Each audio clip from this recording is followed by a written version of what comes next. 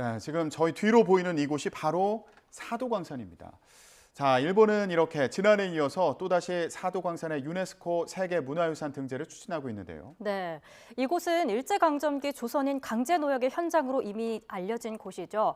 2015년 군함도를 포함한 근대 유적지 23곳을 등재한 데 이어서 계속해서 세계문화유산 등재를 추진하는 진짜 이유가 무엇일까요? 네, 최근 사도광산의 일제 강제노역 근거를 공개한 연구단체 핵심 관계자와 얘기 나눠보는 시간 마련했습니다.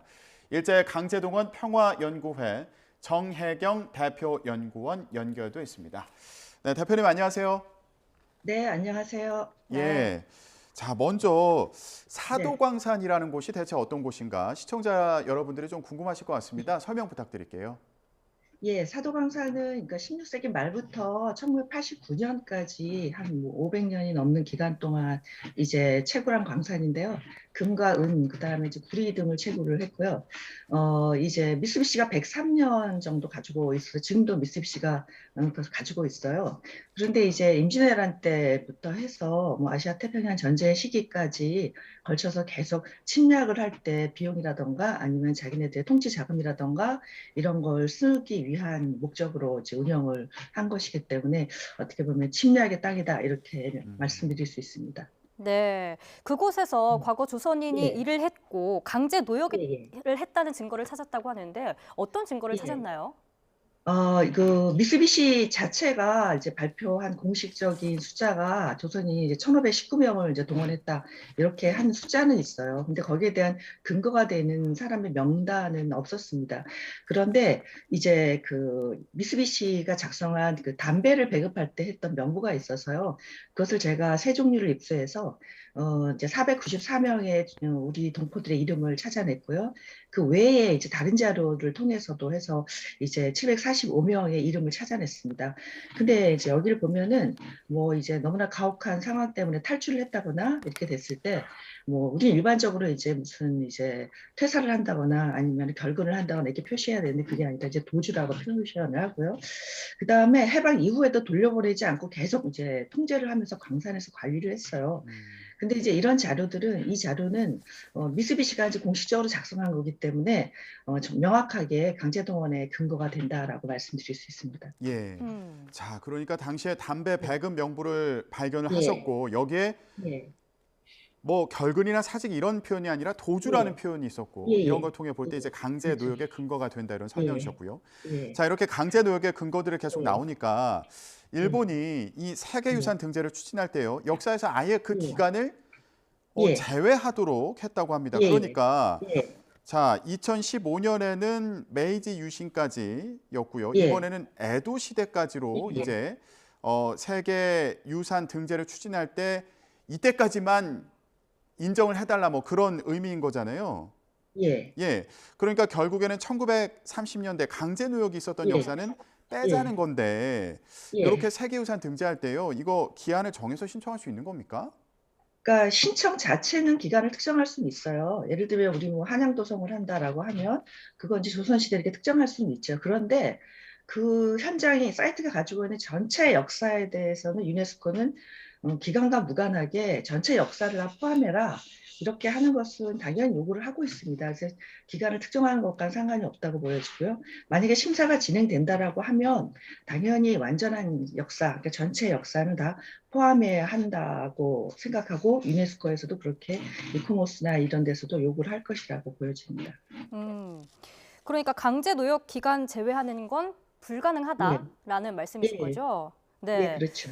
뭐 저희 그중 군함도도 있었고요. 7곳에서 예, 조선인 강제 노역 사실이 있었고 그걸 제대로 음, 알린다는 전제로 예, 일본이 세계문화유산에 등재를 했는데 지켜지지 않았어요. 후속 조치를 취하라고 예, 했는데 변화가 없었나요? 예. 예, 지금 작년에도 낸 보고서 거기에도 네. 보면 이제 전혀 이제 개선이 없어요. 그러니까 예를 들면 도쿄에 있는 이제 그 산업유산정보센터라고 있는데 전시는 그대로 두고 약간의 변화가 있다면 뒤에 이제 서고가 있거든요. 서가가 있어요. 서가가 있는데 거기에 책을 너무나도 극우적인 책, 그걸 살짝 좀 다른 책으로 바꾸는 그런 정도입니다. 그런데 음, 이미 이제 2021년에 유네스코에서 세계유산위원회에서 일본의 이러한 이제 정말 그 얄팍한 속셈에 대해서 강경한 결의문을 채택을 했어요. 그래서 개선을 요구했거든요. 그런데 또 이제 개선도 되지 않았는데 이번에 또 사도를 가지고 이렇게 신청을 하게 되니까 현재 유네스코 회원국들 사이에서는 일본에 대한 신뢰가 굉장히 낮은 것으로 알고 있습니다. 그렇군요. 자, 그러니까 제대로 역사를 알리겠다 이렇게 얘기를 예, 하면서 예, 유네스코에 이제 예, 등재를 했는데 예, 이거를 지금 지키지 않고 있는 그런 예, 상황이어서 예, 세계 예, 문화유산에 등재를 하고도 약속을 이제 지키지 예, 않은 거죠. 네. 그러다 예, 보니까 예, 유네스코로부터도 이제 신뢰를 받지 못하고 있다 예, 이런 예, 지적을 예, 해주셨고요. 자, 예, 그런데 유네스코 지침을 보면 예, 세계 유산 등재를 추진할 때 관계국하고 예, 협의하라 이렇게 돼 있다고 예, 하더라고요. 예, 예. 그럼 그런데 관계국이라고 하면은 우리나라를 얘기하는 것으로 저는 그렇게 이제 생각이 되는데 예, 우리와는 협의가 지금 없는 상황에서 일본이 당장 예, 다음 달 1일에 추천서를 낼 계획이다 이런 상황이라고요? 예, 예.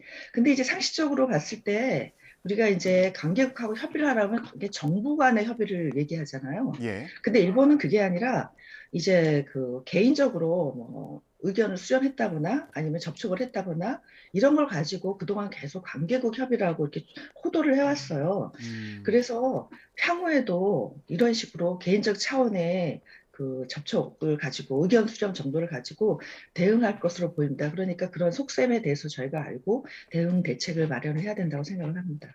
네. 뭐 이미 일본 정부 지난해 사도광산 세계문화유산에 등재해달라고 추천서를 냈는데 퇴짜를 맞은 상황이고 또 예, 거기서 잠정 추천서를 다시 제출을 예, 했는데 예, 또 예. 반려가 된 상황인 건가요? 아니요, 그게 아니라 추천서를 처음에 냈는데 그때 네. 특정하게 지역을 특정하지를 못했어요. 그러니까 음. 요건을 갖추지를 못했습니다. 그래서 이번에 그걸 보완을 해라라고 했기 때문에 아마 지역을 특정을 할 것으로 보여져요. 어. 그런데 이제 그런 걸 과정에서 이제 관계국하고 협의를 해야 되고 또 심사 과정에서도 협의를 해야 되는데 이런 협의를 관계 정부가 아니라 개인 차원으로 이렇게 낮춰서 지금 대응하려고 하는 것이 가장 큰 문제라고 생각을 합니다. 예, 그렇군요. 자, 그런데 또 중요한 게 일본의 기본적인 예, 입장이 바뀌지 않는다는 예, 부분이지 예, 않겠습니까? 그러니까 예, 일본 같은 그렇죠. 경우에는 강제 노동은 국제법 위반이 아니었다. 이런 기본 예, 입장을 유지하고 있다고 하는데 이게 대체 무슨 예. 얘기입니까?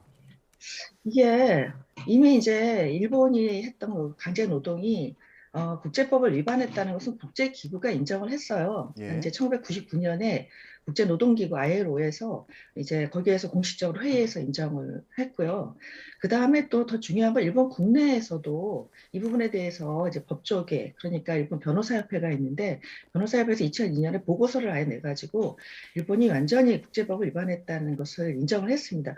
이렇게 이제 국제사회가 이미 인정을 하고 있기 때문에 이것은 더 이상 저희가 논란거리가 아니라 그냥 일본의 일방적인 주장이다. 이렇게만 어, 보시면 될 것 같습니다. 네. 예.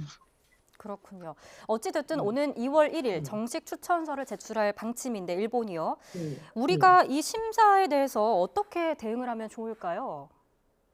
예, 저희는 지금 저희가 가지고 있는 기본적인 기조가 있어요. 그러니까 완전한 역사를 넣어라. 이것은 국제사회 보편적인 기준이기 때문에 음, 이것을 이제 계속 이제 유지하는 게 중요한데요. 이게 이제 하나의 지금 일회성으로 끝나는 것이 아니라 2015년부터 계속 이어져 오고 있기 때문에 장기적인 전망 아래서 또 일관성을 가지고 대응을 해야 된다고 봅니다. 예. 예를 들면 일본에서는 이제 그런 역사 현장을 가지고 역사를 왜곡하는 것으로 삼고 있는데 한국의 경우에도 보면은 한국에 일본군이 설치해서 운영했던 것이 일본 인천 육군 조병창이라고 있는데요. 이게 인천시 부평구에 지금 있어요. 근데 음, 이것은 강제 노역의 유적으로서 뭐 굉장한 곳이기도 하고 이후에도 냉전의 현장이기도 한데요. 현재 이것을 철거의 위기에 놓여 있습니다. 근데 이런 것들을 전쟁 유산을 저희가 제대로 조사하면서 일본에 대고 야 이렇게 전쟁 유산이라는 것은 전체 역사를 담아서 이걸 가지고 역사의 교훈을 삼는 거야라고 하는 선례를 좀 보여줄 필요가 있습니다. 그런 점에서 부평에 있는 인천육군 조병창의 그 보존에 대해서 저희 국민들이 좀 관심을 가질 필요가 있다고 생각을 합니다. 아, 그러니까 우리나라 안에 남아있는 예, 예, 예. 일본 침탈의 그 전쟁 흔적들을 유적이 있어요. 예, 예, 그 부분들을 좀 보존하고 예, 그리고 제대로 예, 조사하고 또 예, 국제적으로도 예, 홍보할 필요가 있다. 이런 예, 예, 말씀이셨고요. 그렇습니다. 예. 예, 앞서서 간단히 지적은 해주셨는데, 그러니까 역사를 예, 왜곡하기 위해서 일본이 이렇게 예, 세계 문화유산 등재를 계속 추진하는 것으로 보인다. 예, 이런 예, 말씀이셨는데, 이게 지금 한두 번이 아니라 계속 이어지고 있는 상황인 거죠? 예, 그렇습니다. 그러니까 예전에는 왜 역사 교과서를 가지고 역사 왜곡을 했는데요. 역사 교과서는 별 효과가 없습니다. 이제 자국용이고요. 음. 그렇기 때문에 이제 2015년부터 이것을 세계유산을 가지고 역사 왜곡을 하는 중요한 방법으로 활용을 하는 것으로 저는 보여져요. 그런데 이제 세계유산을 가지고 하는 건 전 세계인을 대상으로 하는 역사 왜곡이거든요. 예를 들면 이제 군함도에 강제동원이 없었다. 뭐 그 군함도는 뭐 일본의 근대화를 위한 무슨 다이아몬드였다 이런 식으로 하는 것인데 이런 왜곡은 앞으로도 이제 계속 될 것이라고 보여집니다. 그렇기 때문에 우리의 대응도 이제 이례적으로 그치지 말고 지속적으로 이루어져야 된다고 보고요. 또 일본이 이제 사도광산 하나를 가지고 끝나는 게 아니라요. 지금 새로이 이제 등재를 하기 위해 준비하고 있는 장소들이 있는데 뭐 구로베가와라든지 아시오 동광산이라든지 이런 게 있는데요.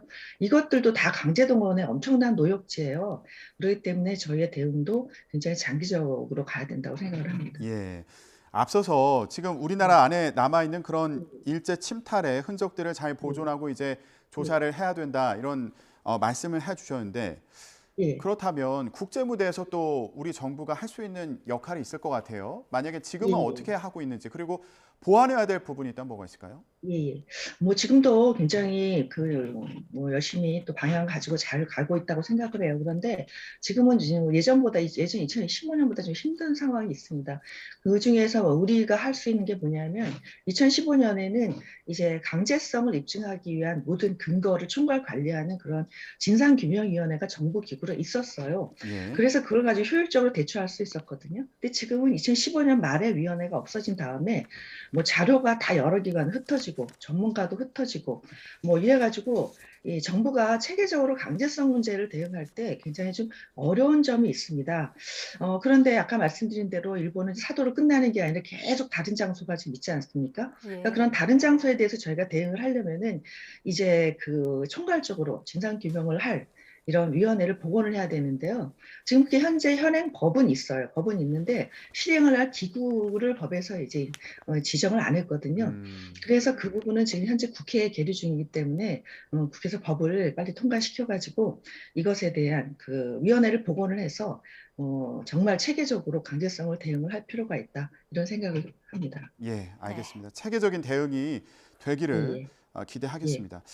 최근에 예, 일본이 사도광산을 세계 문화유산으로 추진하면서 이 숨은 의도가 뭐냐 이 부분이 관심을 모으고 있는데요. 사도광산의 일제 강제력 근거를 공개한 일제 강제동원 평화연구회 정혜경 대표 연구원과 함께 얘기 나눠봤습니다. 대표님 오늘 말씀 고맙습니다. 고맙습니다. 네, 감사합니다.